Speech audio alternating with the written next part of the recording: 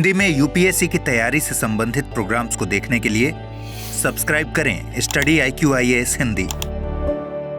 अमृत Upadhyay 007 Insta और Telegram आपको पता है। आइए देखें पीए इनामदार केस। इसके पहले हमने कौन सा केस डिस्कस किया था? अच्छा, आप में से जो लोग पहली बार क्लास ले रहे हैं वो या तो इस क्लास के संपत्ति के अधिकार वाले हिस्से से शुरू करेंगे या फिर पिछली क्लास के कंटिन्यूएशन में इसको देखेंगे, तभी बात समझ में आएगी, क्योंकि सारा डिस्कशन हमने पिछली क्लास में कर लिया है आर्टिकल 29-30 से संबंधित। तो जो बचा हुआ हिस्सा है उसको बस कर रहे हैं। पीए इनामदार केस में, जो कि 2005 का केस है, सुप्रीम कोर्ट ने क्या कहा? पीए इनामदार केस में सुप्रीम कोर्ट ने कहा कि अल्पसंख्यक संस्थाओं को 3 वर्गों में बांटकर देख सकते हैं और उससे तय कर सकते हैं कि राज्य किस तरह के अल्पसंख्यक शिक्षण संस्थान में कितना दखल करेगा। तो सुप्रीम कोर्ट ने कहा पीए इनामदार में कि एक तो होता है भाई गैर सहायता प्राप्त जो शिक्षण संस्थान, अल्पसंख्यक संस्थान, दूसरा है जो सहायता लेने वाले शिक्षण संस्थान है, ठीक है, और तीसरा है कि सिर्फ मान्यता प्राप्त, सहायता नहीं लेते।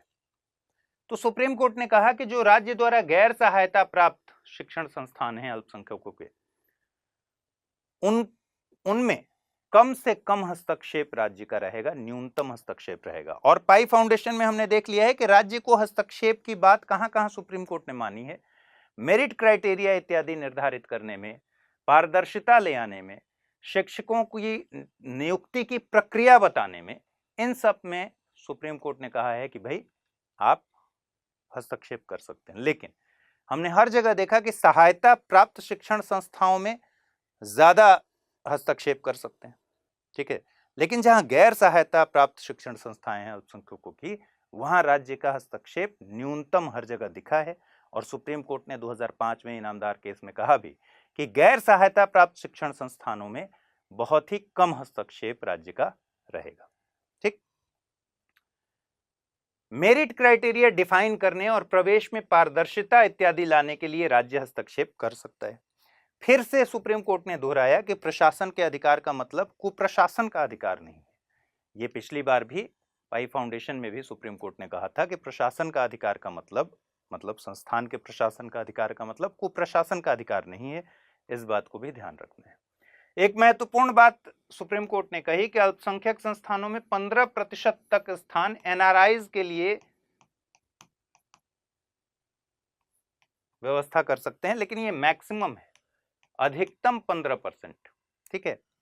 और पाई फाउंडेशन केस को याद कीजिए, जब हमने सुप्रीम कोर्ट के निर्णय के बारे में बातचीत की थी, उस समय हमने कहा था कि इनामदार केस में इस निर्णय को और अधिक स्पष्ट किया गया।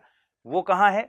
गैर सहायता प्राप्त जो संस्थान हैं उनमें आरक्षण की व्यवस्था लागू नहीं होगी। गैर सहायता प्राप्त, चाहे वो अल्पसंख्यक शिक्षण संस्थान हो या फिर गैर अल्पसंख्यक हो, दोनों ही कंडीशन में आरक्षण की नीति लागू नहीं होगी। यह बहुत ही महत्वपूर्ण एक बात है। फीस की संरचना रिजनेबल होनी चाहिए, मुनाफाखोरी आधारित ना हो। यह महत्वपूर्ण बातें पीए इनामदार केस की हैं। और भी कुछ कुछ निर्णयों में सुप्रीम कोर्ट ने कुछ महत्वपूर्ण बातें कही जो आपको ध्यान पे रखना चाहिए। जैसे मान लीजिए कि किसी संस्थान में एडमिशन लेने के लिए, प्रवेश लेने के लिए आपके लिए एलिजिबिलिटी एक क्राइटेरिया बना हुआ है कि इस क्लास तक आपकी एलिजिबिलिटी होनी चाहिए। जैसे स्नातक में अगर किसी को एडमिशन लेना है तो +2 का होता है ना कि भाई +2 पास करने के बाद ही आप लेंगे। तो एलिजिबिलिटी क्राइटेरिया मान लीजिए आपके पास नहीं है, या जितना अंक चाहिए उतना अंक नहीं ले आ पाए, या आवेदन जमा करने की अंतिम तिथि तक आवेदन नहीं जमा कर पाए, उस कंडीशन में अगर प्रवेश से मना किया जाएगा तो ये आर्टिकल 29(2) का उल्लंघन नहीं होगा, ठीक है। दूसरी बात, राज्य ये अपेक्षा अल्पसंख्यक शिक्षण संस्थानों से कर सकता है कि राजभाषा को पढ़ाए। तो राजभाषा पढ़ाने की अपेक्षा को आप उल्लंघन नहीं मानेंगे शिक्षण संस्थानों के मौलिक अधिकारों का, ठीक है। प्राथमिक स्तर पर मातृभाषा और त्रिभाषा, उच्च स्तर पर त्रिभाषा फॉर्मूला आप जानते हैं, 3 भाषाओं को पढ़ाया जाता है। अगर मातृभाषा और त्रिभाषा लागू करके राज्य की भाषा को अल्पसंख्यक शिक्षण संस्थानों में अनिवार्य बनाया गया तो ये उनके अधिकारों का उल्लंघन नहीं है। ठीक है। दूसरी बात, कर्मचारियों के लिए तमाम तरह की जो कल्याण की विधियां हैं, विधियां मतलब जो लॉज हैं जो एम्प्लॉयज के वेलफेयर के लिए बनी हुई हैं, एम्प्लॉयज का शोषण ना हो ये भी तो जरूरी है ना। ऐसा तो है नहीं कि अल्पसंख्यक शिक्षण संस्थानों को मौलिक अधिकार दिया गया है, अपना प्रशासन करने का अधिकार है, तो वो मनमाने तरीके से प्रशासन करें। हो सकता है किसी कर्मचारी के ही अधिकारों का हनन हो रहा हो, तो उसके व्यक्तिगत अधिकार तो हैं ही। तो कहने का मतलब कि राज्य की वो विधियां, राज्य के वो कानून जो कर्मचारियों के हितों में, उनके वेलफेयर के लिए बनाई गई हैं, वो अल्पसंख्यक शिक्षण संस्थानों के कर्मचारियों पर भी लागू होगी। इसमें क्लैरिटी रखनी है। और एक महत्वपूर्ण बात सुप्रीम कोर्ट ने कहा, जो कमर्शियल पर्पस से बने हुए संस्थान हैं अल्पसंख्यकों के शिक्षण संस्थान, वो आर्टिकल 30 के तहत संरक्षित नहीं है। ठीक है। क्यों?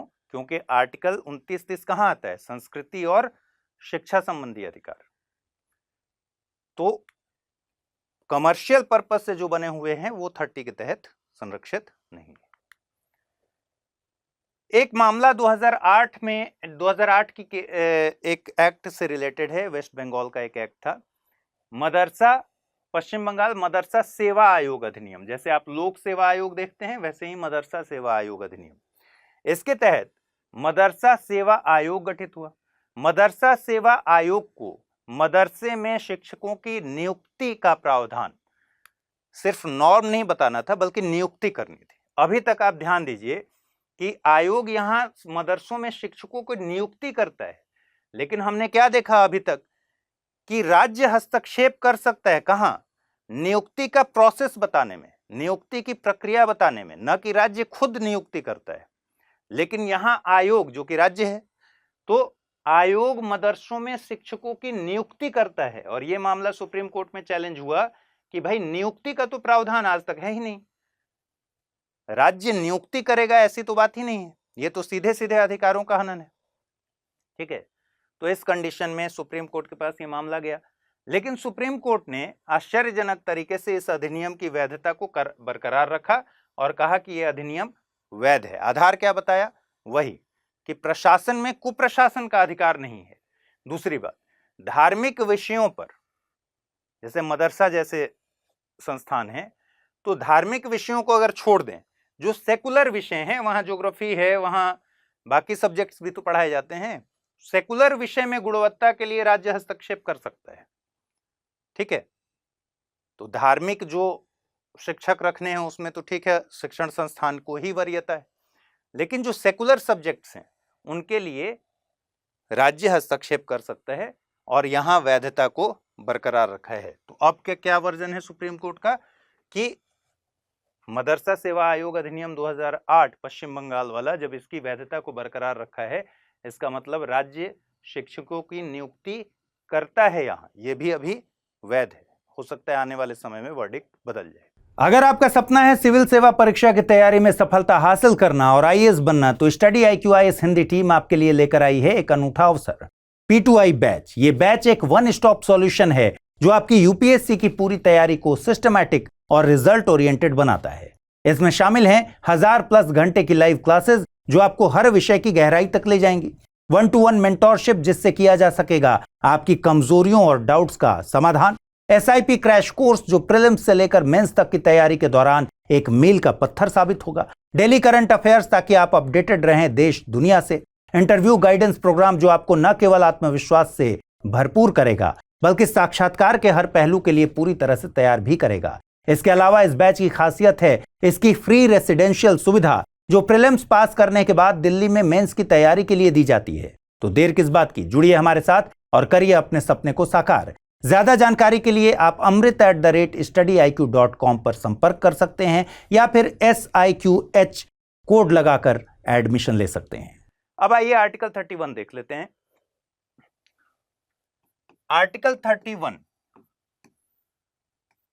मूल संविधान में आपको पता है कि संपत्ति से जुड़े अधिकार मौलिक अधिकार थे, जिसमें कौन कौन से अधिकार थे 19 एक च 19 एक च कहता है नागरिकों को, 19 किसको हासिल है अधिकार, नागरिकों को, सभी नागरिकों को अधिकार दिया गया था। तो नागरिकों को अधिकार दिया गया था कि किसी संपत्ति को अर्जित करने का, ठीक है, होल्ड करने का, रखने का, और डिस्पोज ऑफ करने का, व्ययन का। मतलब कोई संपत्ति अर्जित करिए, ठीक है, उसको होल्ड कीजिए, रखिए, और फिर उसको बेचना है तो बेचिए। ये मौलिक अधिकार था किसको, सभी नागरिकों को। उसके अलावा 31 एक, 31 दो, ठीक है, मूल जो संविधान था इसमें ये सब मौलिक अधिकार थे, फंडामेंटल राइट्स। 31 एक कहता है कि विधि के प्राधिकार के बिना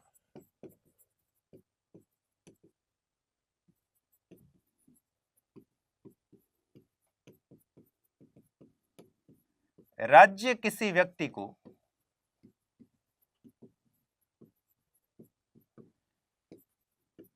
उसकी संपत्ति से वंचित नहीं करेगा।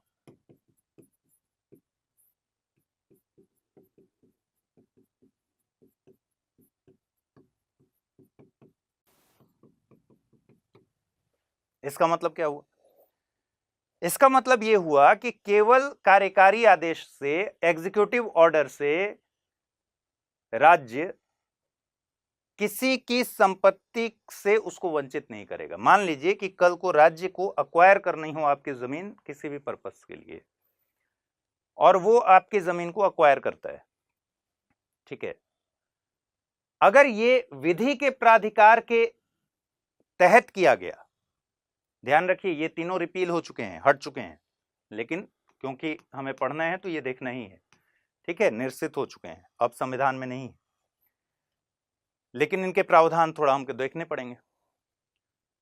तो विधि के प्राधिकार का मतलब हो गया कि सक्षम विधान, सक्षम जो लेजिस्लेचर है उसके द्वारा लॉ पास होगा, उस लॉ की अथॉरिटी के तहत ही केवल किसी व्यक्ति को उसकी संपत्ति से वंचित किया जा सकता है, अन्यथा नहीं किया जा सकता है। एक मतलब यह हो गया कि सक्षम विधानमंडल द्वारा, लेजिस्लेचर द्वारा विधि पास होगी, लॉ पास होगा, और इसी विधि के तहत, इसी अधिनियम के तहत ही किसी को संपत्ति से वंचित किया जा सकता है। दूसरा मतलब क्या हुआ, मूल अधिकार में है तो दूसरा मतलब यह हुआ कि किसी कार्यकारी आदेश से ऐसा नहीं किया जा सकता, संभव नहीं है कि कोई एग्जीक्यूटिव ऑर्डर निकाल दे, कार्यकारी आदेश निकाल दे, कल को सरकार एक आदेश निकाल दे, डीएम एक ऑर्डर पास कर दे कि इनकी जमीन अक्वायर कर ली गई है, ऐसा नहीं किया जा सकता था, ठीक है। उसके लिए उस एक्ट के जरिए ही, विधि के प्राधिकार के जरिए ही उसको वंचित किया जा सकता है, ठीक। और जब ये फंडामेंटल राइट था, तो फंडामेंटल राइट होने की वजह से मान लीजिए राज्य कभी विधि के प्राधिकार के बिना किसी को वंचित करता है, तो सीधे आप कहां जा सकते थे, सुप्रीम कोर्ट जा सकते थे, आर्टिकल 32 के तहत, ठीक है। तो अब ये अधिकार फंडामेंटल राइट्स में नहीं है, इसका मतलब आप सीधे सुप्रीम कोर्ट नहीं जा सकते, ठीक।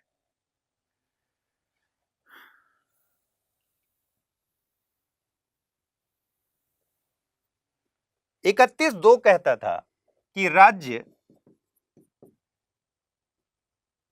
लोक प्रयोजन के बेस पर केवल पब्लिक पर्पस से ही किसी को किसी की संपत्ति से वंचित करेगा, प्लस उसके लिए मुआवजा देगा,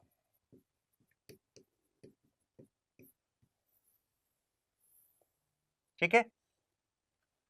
राज्य पब्लिक पर्पस से, लोक प्रयोजन, सड़कें बनानी है, ब्रिज बनाना है, मेट्रो का काम करना है, इन सब वजहों से ही, लोक प्रयोजन की वजहों से ही राज्य क्या कर सकता है, किसी को संपत्ति से वंचित कर सकता है, उसकी संपत्ति अर्जित कर सकता है, अक्वायर कर सकता है, और उसके लिए उसको मुआवजा देना होगा।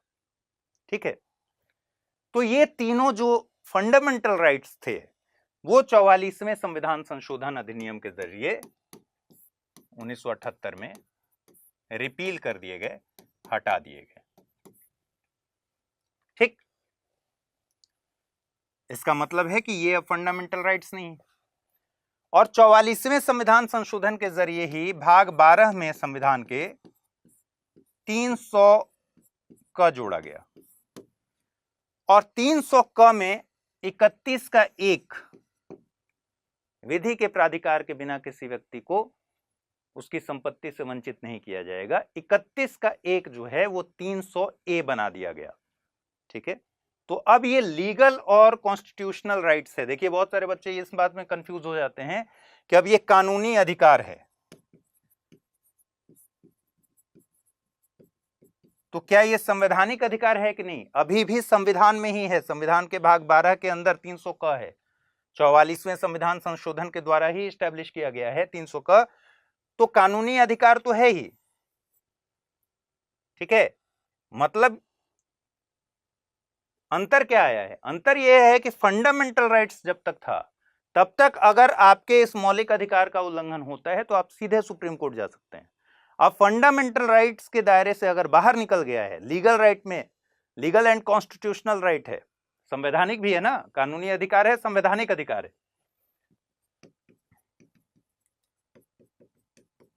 ठीक है, तो अब आप आर्टिकल 32 के तहत सुप्रीम कोर्ट नहीं जा सकते। गारंटी जो दी गई थी कि सुप्रीम, भाई फंडामेंटल राइट का मतलब क्या हुआ, मौलिक अधिकार का मतलब क्या हुआ कि आप कोर्ट में, सुप्रीम कोर्ट डायरेक्ट जा सकते हैं, क्योंकि आर्टिकल 32 जब हम आगे पढ़ेंगे सुप्रीम कोर्ट के रिट जारी करने की शक्ति देता है। वो अधिकार नहीं रहा, लेकिन आप सुप्रीम कोर्ट नहीं, हाई कोर्ट जा सकते हैं, इसमें कोई कंफ्यूजन नहीं है।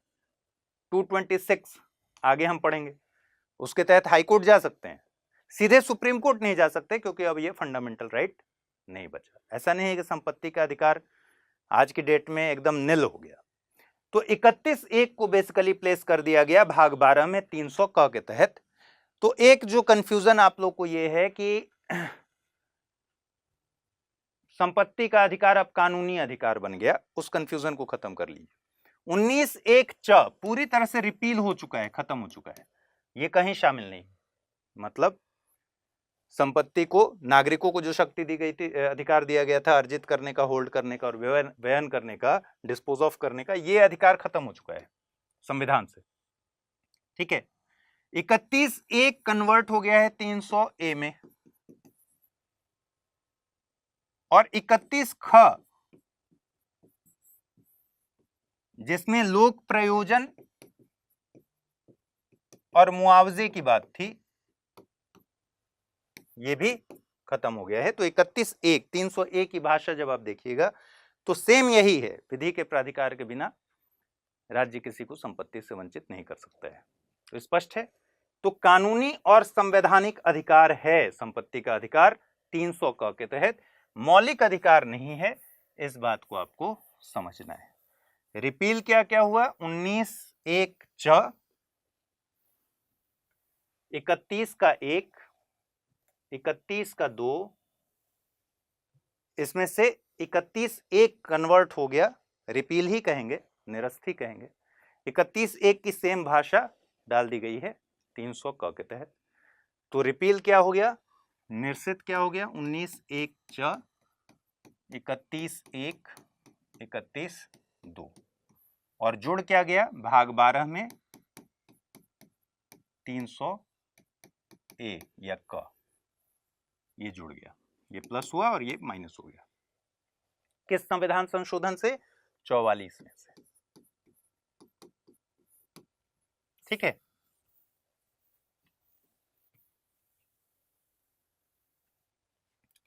अब एक ग्राफ खींच के एक बना लीजिए अनुच्छेद 31 में क्या क्या चीजें थी और क्या क्या चीजें अब बची। अनुच्छेद 21 के मूल संविधान में 31(1) था, 31(2) था, ठीक है।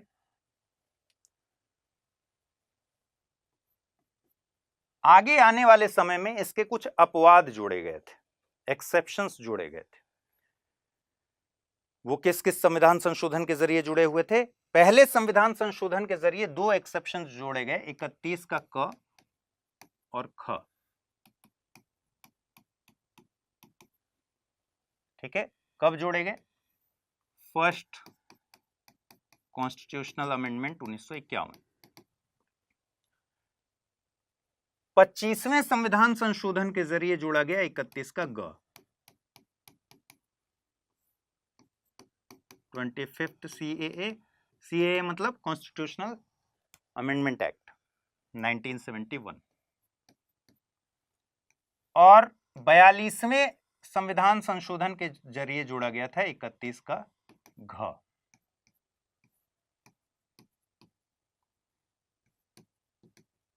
बयालीसवां कब था? 1976 में, जिसको मिनी संविधान बोलते हैं। तो 31(1) और 2 मूल संविधान में था। 31 का क और ख पहले संविधान संशोधन 1951 के जरिए जोड़ा गया। 31 का ग 25वें संविधान संशोधन अधिनियम 1971 के जरिए जोड़ा गया।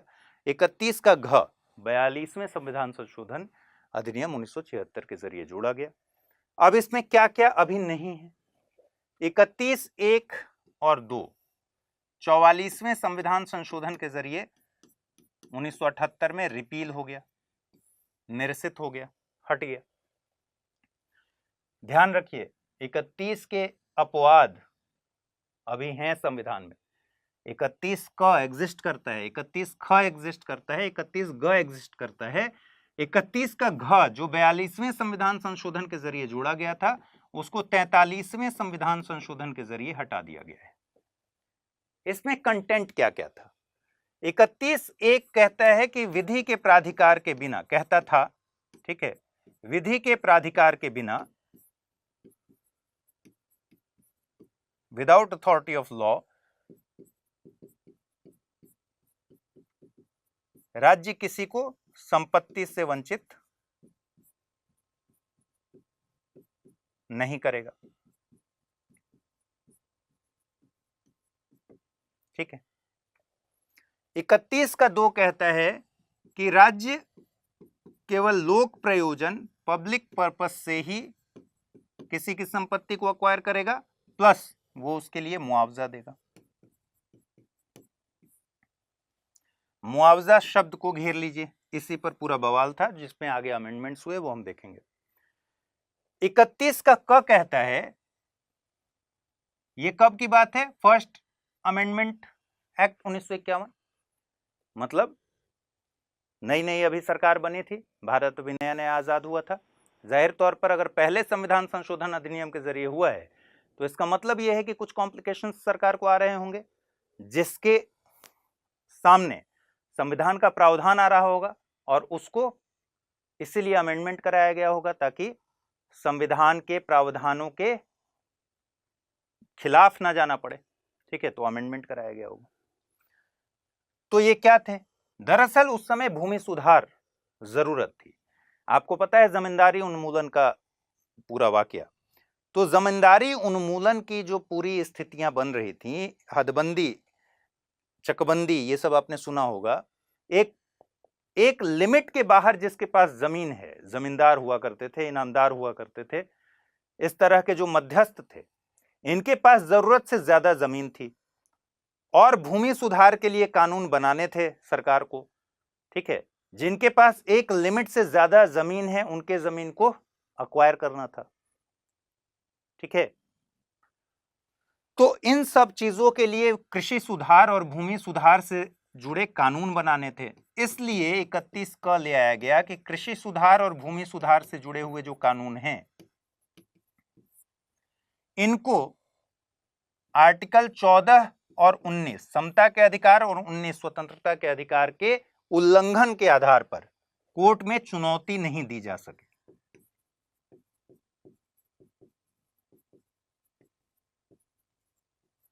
चुनौती नहीं दी जा सकती।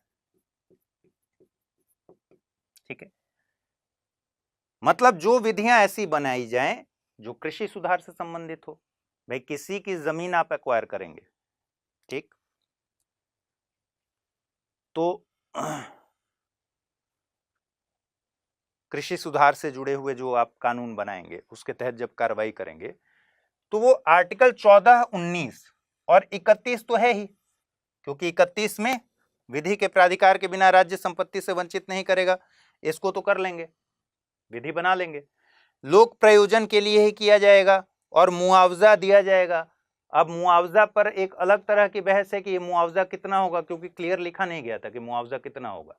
अब ये मुआवजा सरकार तय करेगी अगर, तो वो रीजनेबल है कि नहीं रीजनेबल है, इस पर सुप्रीम कोर्ट में कई बार केस गया है, उस पर निर्णय भी आया है कि मुआवजा का मतलब फुल कंपनसेशन हुआ, इसका मतलब रीजनेबल कंपनसेशन हुआ, तार्किक तरीके से मुआवजा हुआ। इसका मतलब ये नहीं हुआ कि 10 लाख का, आज मान लीजिए कोई जमीन है अगर, तो उसके लिए हम 1 लाख रुपया दे दिए, बोले कि मुआवजा हो गया, ठीक है, तो इस पर गया कोर्ट में केस।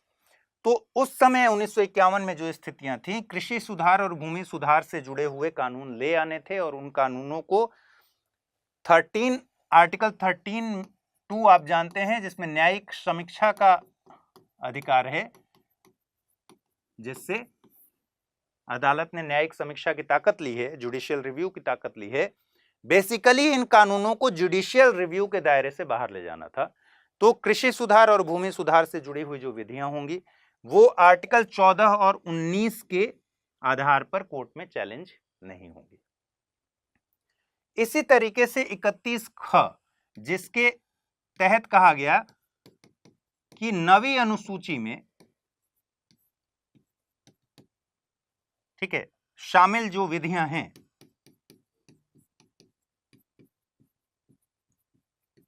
जो कानून नवी अनुसूची में 9th शेड्यूल में डाल दिया गया है, 9th शेड्यूल में शामिल विधियां इस आधार पर चैलेंज नहीं की जाएंगी कि वो भाग 3 के अधिकारों का उल्लंघन करती हैं, यानी किसी भी मौलिक अधिकारों का उल्लंघन करती हैं।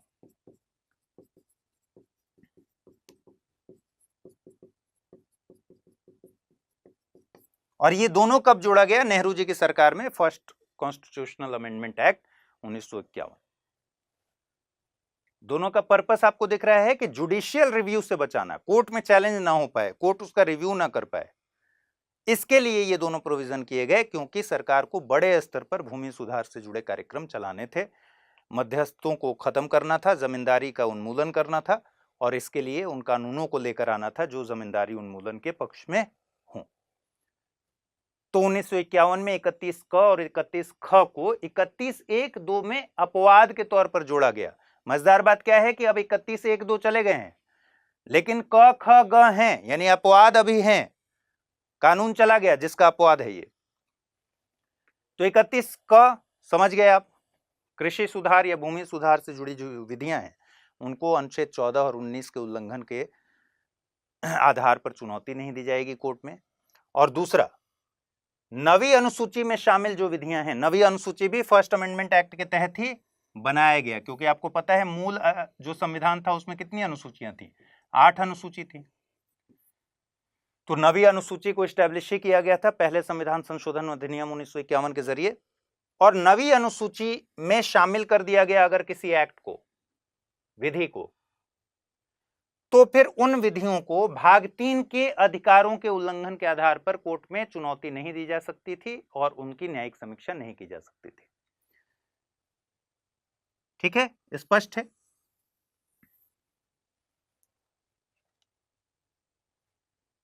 इकतीस ग, जो कि 25वें संविधान संशोधन अधिनियम 1971 के जरिए जोड़ा गया, यह भी एक अपवाद है। और इसमें कहा गया कि 39 ख, जो कि डीपीएसपी का पार्ट है, और ग बेसिकली सामाजिक, अब 39 ख और ग में आएंगे तब देखेंगे, सामाजिक न्याय से जुड़े हुए उपबंध हैं ये। तो 39 ख और ग के लक्ष्यों को हासिल करने के लिए जो विधियां बनाई जाएंगी उन्हें 14 और 19 के आधार पर चैलेंज नहीं किया जाएगा। ठीक है, और 31 घ जोड़ा गया कि राष्ट्र विरोधी गतिविधियों को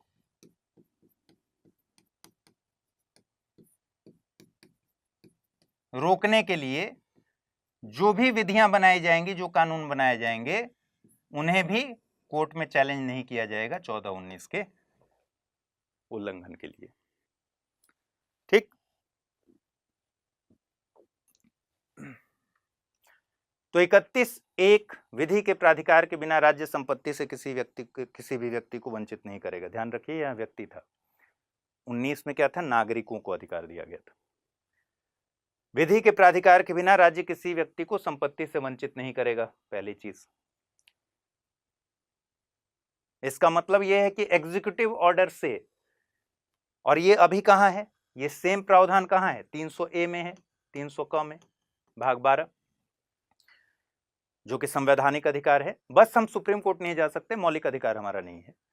लेकिन विधि के प्राधिकार के बिना राज्य किसी व्यक्ति को संपत्ति के अधिकार से वंचित नहीं करेगा। ये आज भी एग्जिस्ट करता है, फंडामेंटल राइट में एग्जिस्ट नहीं करता। हम सीधे सुप्रीम कोर्ट नहीं जा सकते। ये है आर्टिकल 31(1) जो अब रिपील हो गया 44वें संविधान संशोधन अधिनियम से। 31(2) कहता है कि भाई राज्य केवल लोक प्रयोजन से ही किसी की संपत्ति को अर्जित करेगा और मुआवजा भी देगा। ठीक है, ये भी रिपील हो गया 44वें संविधान संशोधन अधिनियम से। इस संपत्ति के मौलिक अधिकार के अपवाद के तौर पर कुछ क्लॉज जोड़े गए थे, जिसमें से 3 क्लॉज आज भी हैं, 31 क, ख, ग। घ को 42वें संविधान संशोधन अधिनियम से जोड़ा गया था, उसे रिपील कर दिया गया है। क क्या कहता है? कृषि सुधार। अच्छा, 31 का क बहुत लंबा है, ध्यान रखिए। अब हम उसको पूरा बेयर एक्ट से नहीं पढ़ेंगे क्योंकि उसका कोई फायदा नहीं है। तो अभी मोटे तौर पर आपको यह समझना है कि भाई इसमें क्या कहा गया था। 31 क में क्या कहा गया है? कृषि सुधार या भूमि सुधार से जुड़े विधियों की बात की गई है और बहुत सारे सब क्लॉज दिए गए हैं, उतना पढ़ने की जरूरत नहीं है। कहा गया कि भाई कृषि सुधार और भूमि सुधार से जुड़ी विधियों को 14 और 19 के उल्लंघन के आधार पर चुनौती नहीं दी जाएगी। ठीक, नवी अनुसूची में शामिल जो विधियां हैं, ऐसे लॉ जिनको नवी अनुसूची में डाल दिया गया है, उनका जुडिशियल रिव्यू नहीं होगा। जुडिशियल रिव्यू का अधिकार क्या है? 13(2) भाग 3 के लिए ही है। भाग 3 के अधिकारों का उल्लंघन होगा तो जुडिशियल रिव्यू की ताकत है 13(2) में। तो भाग 3 के अधिकारों के उल्लंघन के आधार पर नवी अनुसूची में शामिल किसी भी विधि की न्यायिक समीक्षा नहीं होगी, चुनौती नहीं दी जा सकती। 31(ग) जो कि 25वें संविधान संशोधन अधिनियम 1971 के जरिए जुड़ा, इसमें कहा गया कि डीपीएसपी राज्य के नीति निदेशक तत्व का जो 39(ख) और (ग) है, जो कि सामाजिक न्याय से संबंधित है, अगर 39(ख) और (ग) के लक्ष्यों को हासिल करने के लिए कोई विधि बनाई जाएगी तो उसको भी 14-19 के आधार पर चैलेंज नहीं किया जाएगा। और 31 का घ कहता है कि 43वें राष्ट्र विरोधी गतिविधियों को रोकने के लिए, ठीक है, राष्ट्र विरोधी एसोसिएशंस को भी रोकने के लिए अगर कोई विधि बनती है तो उसको भी चैलेंज नहीं किया जाएगा।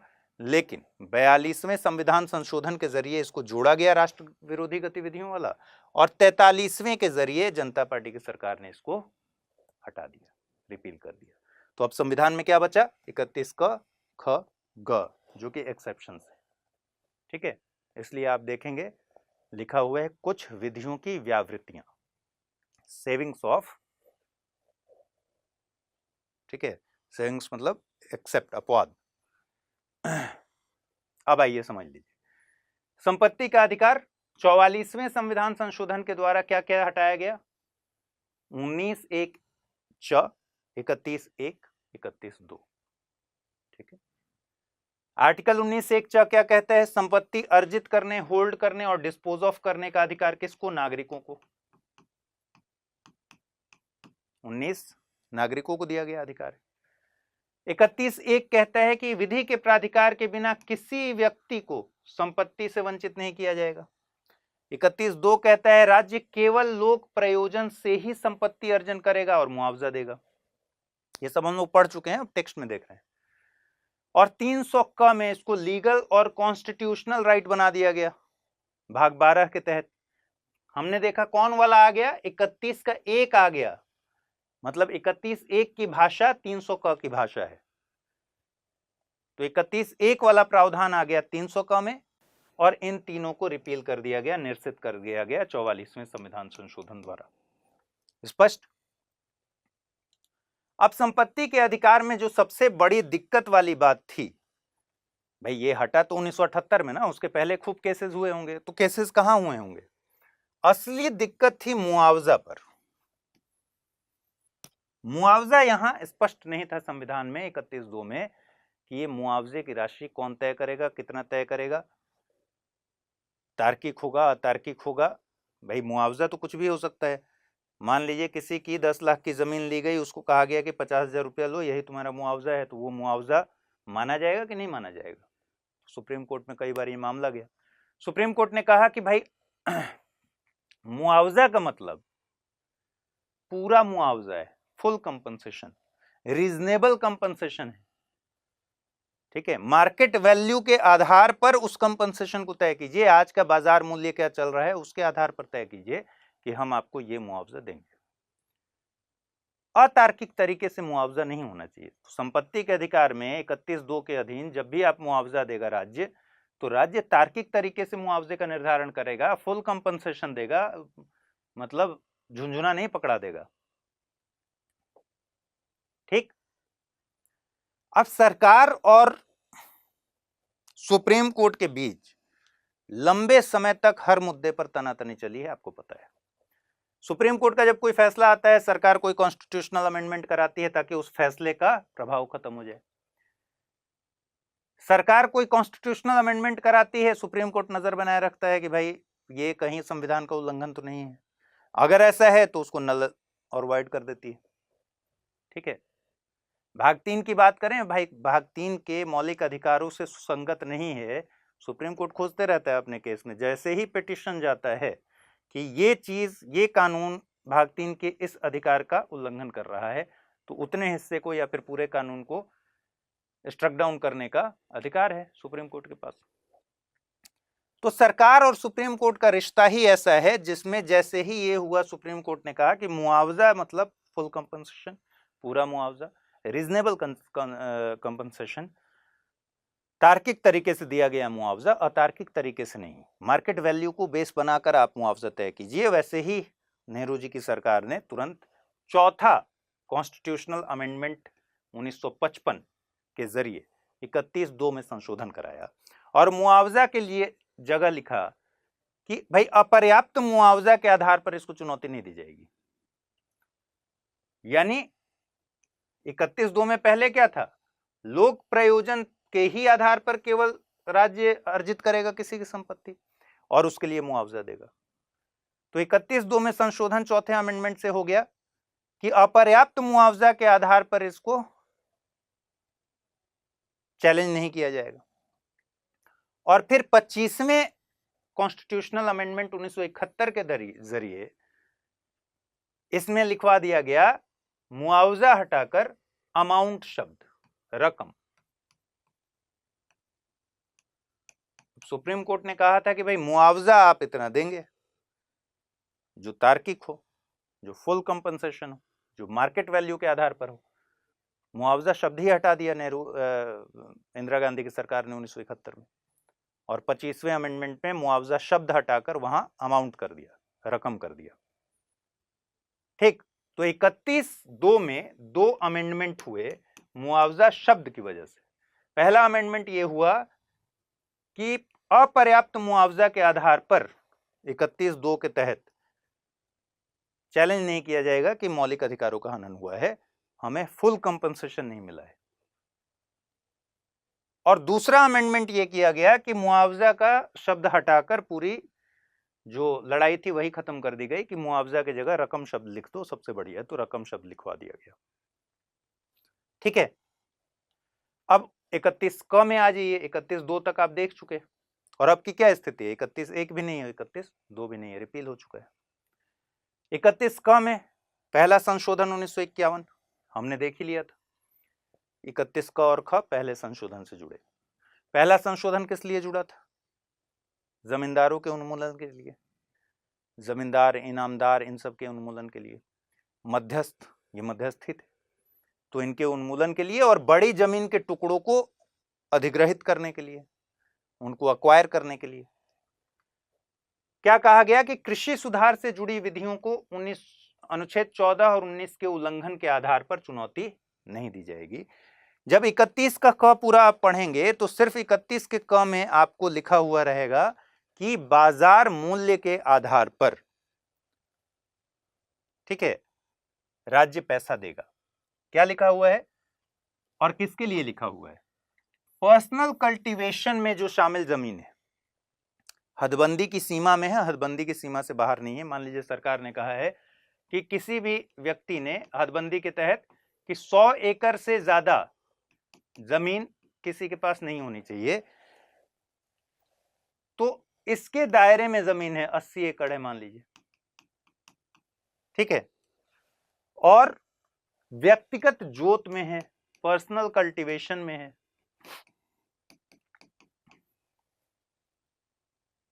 तो 31 क में लिखा हुआ है, सिर्फ एक ही जगह बाजार मूल्य का जिक्र है कि व्यक्तिगत जोत में और हदबंदी की सीमा में जमीन राज्य द्वारा जब अर्जित किया जाएगा तो राज्य भूमि और भूमि पर जो बिल्डिंग्स बनी है, जो कंस्ट्रक्शन हुआ है ऑलरेडी, उनका बाजार मूल्य देगा।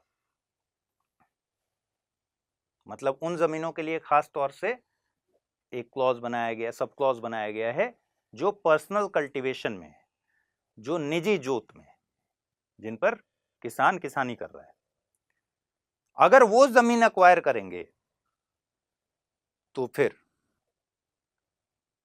वो जमीन, उस जमीन पर अगर कोई बिल्डिंग बनी है तो उस बिल्डिंग का पैसा और जमीन का पैसा बाजार मूल्य के आधार पर देना पड़ेगा, उसका बाजार मूल्य देना पड़ेगा राज्य को। तो 31(2) में तो मुआवजा खत्म हो गया है, लेकिन यहां बाजार मूल्य वाली बात है, ये आपको ध्यान पे रखना है 31 के क में। और किन विधियों को इम्यून किया गया है? कृषि सुधार से जुड़ी और भूमि सुधार से जुड़ी विधियों को 14 और 19 के आधार पर चुनौती, 14-19 के उल्लंघन के आधार पर चुनौती नहीं दी जाएगी। 31 का ख, नवी अनुसूची में शामिल किसी विधि को भाग 3 के अधिकारों से सुसंगत नहीं होने के आधार पर न्यायिक समीक्षा से विमुक्ति मिली हुई है। मतलब सीधा ऐसा है कि नवी अनुसूची में अगर किसी कानून को डाल दिया गया है तो फिर उसको भाग 3 के अधिकार का उल्लंघन कर रही है विधि, इस आधार पर न्यायालय में प्रश्नगत नहीं किया जाएगा, न्यायालय में चुनौती नहीं दी जाएगी, उसकी न्यायिक समीक्षा नहीं होगी। ठीक है, तो न्यायिक समीक्षा से विमुक्ति है नवी अनुसूची। और ध्यान रखिए कि नवी अनुसूची में अगर किसी विधि को शामिल करना होता है उसके लिए भी कॉन्स्टिट्यूशनल अमेंडमेंट एक्ट लाना होता है। ठीक, तो नवी अनुसूची में अगर किसी विधि को शामिल करना है तो उसके लिए भी संविधान में संशोधन करना पड़ता है। तो इतना आसान नहीं, उस समय आसान था क्योंकि कांग्रेस की सरकार थी। ठीक है, जब मेजॉरिटी, फुल मेजॉरिटी की सरकार अगर रहे तो आसान है। नवी अनुसूची में मुख्य रूप से भूमि सुधार कानून ही हैं, 280 प्लस कानून है इसमें, 280 से ज्यादा कानून है। मतलब 280 से ज्यादा कानून ऐसे हैं जिनको, जो नवी अनुसूची में शामिल हैं और जिनको इस आधार पर न्यायिक समीक्षा उनकी नहीं की जा सकती कि वो भाग 3 के अधिकारों का उल्लंघन करते हैं। ठीक है, और ये किसके जरिए? 31 ख के जरिए। लेकिन इस नवी अनुसूची का दुरुपयोग बहुत हुआ है और 31 ख का दुरुपयोग बहुत हुआ है। 31 ख का दुरुपयोग किया गया इस तरीके से कि इसमें भाई 31 के अंडर में डालने का मतलब ही क्या था? कृषि सुधार से जुड़े हुए कानूनों को ही डालना था, और मुख्य रूप से हैं भी कृषि सुधार से जुड़े हुए कानून। लेकिन सरकार ने इसका दुरुपयोग इस तरीके से किया कि जिस भी कानून को न्यायिक समीक्षा के दायरे से बाहर ले जाना होता था कि इसकी न्यायिक समीक्षा ना हो, उसको नवी अनुसूची में डाल दिया जाता था। जैसे एक महत्वपूर्ण उदाहरण है, आपने आरक्षण में इंदिरा साहनी केस पढ़ा। इंदिरा साहनी केस 1993 का है। इंदिरा साहनी केस में सुप्रीम कोर्ट ने साफ साफ कहा कि मैक्सिमम 50% आरक्षण दिया जा सकता है, 50% से ऊपर आरक्षण नहीं दिया जा सकता है। ठीक अगले ही साल सरकार ने 1994 में तमिलनाडु रिजर्वेशन एक्ट तमिलनाडु आरक्षण अधिनियम 1994 को नवी अनुसूची में डाल दिया, और नवी अनुसूची में डाले हुए इस एक्ट के जरिए 69% आरक्षण का प्रावधान है। अब बहुत सारे लोग सोचते हैं कि भाई तमिलनाडु जब 50% का अपर लिमिट है तो तमिलनाडु रिजर्वेशन एक्ट के जरिए 69% का आरक्षण कैसे दिया जाता है, क्योंकि वो नवी अनुसूची में 9th शेड्यूल में, ठीक है। तो 9th शेड्यूल में ये एक तरीके का दुरुपयोग है। Representation of people's act RPA 1951 और RPA amendment act, RP amendment act, representation of people's amendment act 1974, ये भी नवी अनुसूची में पड़े हुए हैं। मीसा जो कि डिटेंशन एक्ट था, ये भी नवी अनुसूची में पड़ा हुआ है। मतलब मीसा तो अब खत्म ही हो गया, निरस्त हो गया, लेकिन उस समय डाल दिया गया था। मतलब है कि मीसा को इसलिए डाल दिया गया था कि मीसा के प्रावधान ही ऐसे थे कि सुप्रीम कोर्ट स्ट्रक डाउन कर देता, तो इसलिए डाल दिया गया कि इसकी मतलब 13(2) का यूज ना हो पाए, न्यायिक समीक्षा इसकी ना हो पाए। बात स्पष्ट है। लेकिन सवाल है कि क्या सरकार की ये चालाकी सुप्रीम कोर्ट में कभी चैलेंज हुई कि नहीं हुई? बिल्कुल चैलेंज।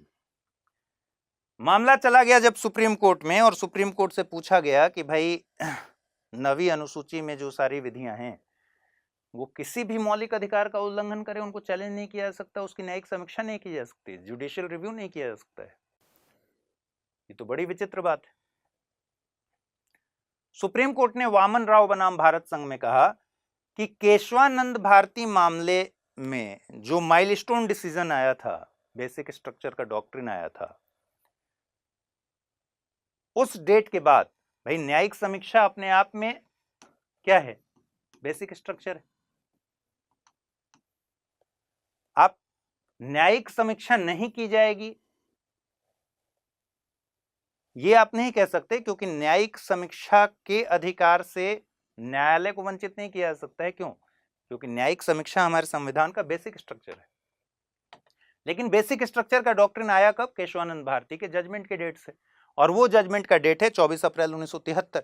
सुप्रीम कोर्ट ने वामन राव बनाम भारत संघ 1981 के मामले में कहा कि 24 अप्रैल 1973, मैंने 73 ही बोलता, 71 बोल दिया था।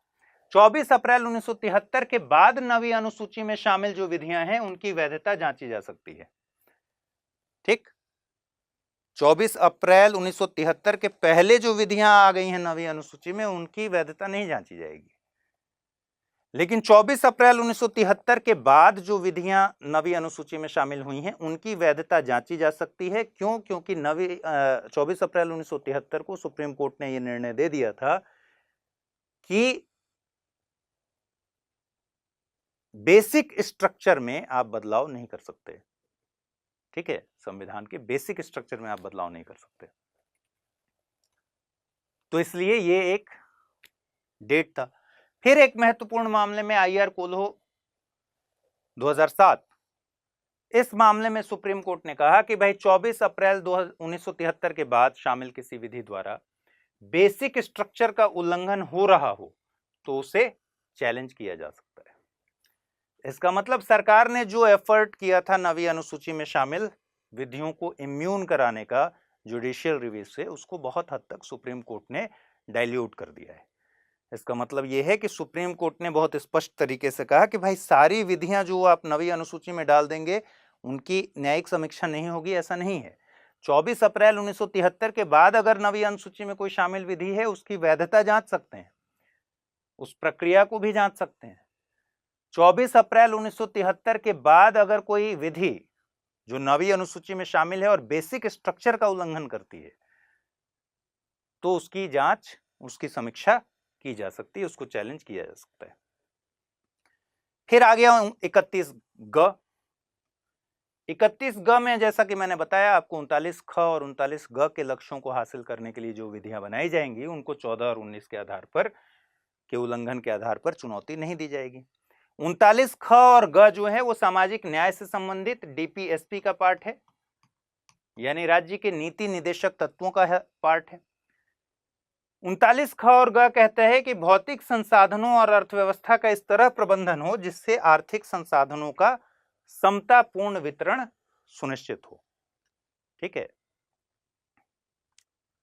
सामाजिक न्याय के सिद्धांतों के पक्ष में कि भाई इस तरह से भौतिक संसाधनों और अर्थव्यवस्था का प्रबंधन हो ताकि आर्थिक संसाधनों का समतापूर्ण वितरण हो, सबके बीच तार्किक तरीके से वितरण हो। ऐसा ना हो कि किसी के पास आर्थिक संसाधन बहुत ज्यादा हो जाए और कोई भूखों मर रहा हो। तो 39 ख और ग के लक्ष्यों को हासिल करने के लिए जो विधियां बनाई जाएंगी वो इम्यून रहेंगी इससे कि 14 और 19 के उल्लंघन के आधार पर उनको चुनौती नहीं दी जाएगी। फिर 42वां संविधान संशोधन 1976 में होता है और 39 ख और ग की जगह इसी 31 ग में लिखवा दिया गया। 31 ग में पहले क्या था कि 39 ख और ग के लक्ष्यों को हासिल करने के लिए जो विधियां बनाई जाएंगी उनको इस आधार पर चैलेंज नहीं किया जा सकता कि 14 और 19 का उल्लंघन कर रही हैं। 42वें संविधान संशोधन अधिनियम के तहत इंदिरा गांधी की सरकार ने उसको अमेंडमेंट कराया और 39 ख और ग को हटाकर कहा कि कोई भी डीपीएसपी हो, राज्य के नीति निदेशक तत्वों के लक्ष्य को हासिल करने के लिए, राज्य के नीति निदेशक तत्वों के पक्ष में जो विधियां बनाई जाएंगी, उसके पर्पस को हासिल करने के लिए जो विधियां बनाई जाएंगी उनको 14 और 19 के आधार पर चैलेंज नहीं किया जाएगा। ठीक है, जो पहले क्या था 39 ख और ग था। लेकिन मामला चला गया सुप्रीम कोर्ट और सुप्रीम कोर्ट ने मिनर्वा मिल्स मामले में 1980 में कहा कि डीपीएसपी यानी राज्य के नीति निदेशक तत्व और मूल अधिकार में संतुलन बेसिक स्ट्रक्चर है और आप इसे बदल नहीं सकते और ये संतुलन जरूरी है। ये संतुलन बेसिक स्ट्रक्चर है, मूलभूत ढांचा है, तो इस संतुलन को बनाए रखना होगा। अब जब डीपीएसपी कह दिया गया ना भाई कि डीपीएसपी यानी राज्य के नीति निदेशक तत्वों के पक्ष में, राज्य के नीति निदेशक तत्वों के लक्ष्य को हासिल करने के लिए कोई भी विधि जो बनेगी वो 14 और 19 के उल्लंघन के आधार पर चैलेंज नहीं की जाएगी। इसका मतलब डीपीएसपी की वरीयता दे दी गई है किसके ऊपर? फंडामेंटल राइट्स के ऊपर। डीपीएसपी ग्रेटर देन एफआर हो गया। सुप्रीम कोर्ट ने कहा डीपीएसपी ग्रेटर देन एफआर में संतुलन बिगड़ रहा है और इन दोनों के बीच संतुलन बेसिक स्ट्रक्चर है। इसलिए उसने क्या किया, सुप्रीम कोर्ट ने मिनर्वा मिल्स मामले में कि डीपीएसपी को खारिज कर दिया, मतलब जो 42वें संशोधन के जरिए बदलाव किए गए थे उसको खारिज करके फिर से रिस्टोर कर दिया 39 ख और ग। तो आज फिर वर्तमान स्थिति क्या है कि 39 ख और ग को हासिल करने के लिए, 39 ख और ग के लक्ष्यों को हासिल करने के लिए जो विधियां बनेंगी उनको चैलेंज नहीं किया जाएगा 14 और 19 के उल्लंघन के आधार पर। ठीक है, फिर 31 घ 42वें संविधान संशोधन द्वारा राष्ट्र विरोधी गतिविधियों या राष्ट्र विरोधी एसोसिएशन बनाने के खिलाफ बनाई गई विधि 14 और 19 के आधार पर चैलेंज नहीं होगी। इसको 43वें संविधान संशोधन द्वारा संसद ने ही निरसित कर दिया, रिपील कर लिया। अब पूरा आपको प्रॉपर्टी का जो मामला है वो समझ गए आप। ठीक है, यही 31 था। अगले में हम लोग आर्टिकल 32 को देखेंगे। ख्याल रखिए अपना। नमस्कार। अगर आपका सपना है सिविल सेवा परीक्षा की तैयारी में सफलता हासिल करना और आईएएस बनना, तो स्टडी IQ-IAS हिंदी टीम आपके लिए लेकर आई है एक अनूठा अवसर, P2I बैच। ये बैच एक वन स्टॉप सॉल्यूशन है जो आपकी यूपीएससी की पूरी तैयारी को सिस्टमैटिक और रिजल्ट ओरिएंटेड बनाता है। इसमें शामिल हैं 1000+ घंटे की लाइव क्लासेस जो आपको हर विषय की गहराई तक ले जाएंगी, 1-to-1 मेंटोरशिप जिससे किया जा सकेगा आपकी कमजोरियों और डाउट्स का समाधान, SIP क्रैश कोर्स जो प्रीलिम्स से लेकर मेंस तक की तैयारी के दौरान एक मील का पत्थर साबित होगा, डेली करंट अफेयर्स ताकि आप अपडेटेड रहें देश दुनिया से, इंटरव्यू गाइडेंस प्रोग्राम जो आपको न केवल आत्मविश्वास से भरपूर करेगा बल्कि साक्षात्कार के हर पहलू के लिए पूरी तरह से तैयार भी करेगा। इसके अलावा इस बैच की खासियत है इसकी फ्री रेसिडेंशियल सुविधा जो प्रीलिम्स पास करने के बाद दिल्ली में मेंस की तैयारी के लिए दी जाती है। तो देर किस बात की, जुड़िए हमारे साथ और करिए अपने सपने को साकार। ज्यादा जानकारी के लिए आप amrit@studyIQ.com पर संपर्क कर सकते हैं या फिर SIQH कोड लगाकर एडमिशन ले सकते हैं। हिंदी में यूपीएससी की तैयारी से संबंधित प्रोग्राम्स को देखने के लिए सब्सक्राइब करें स्टडी IQ IAS हिंदी।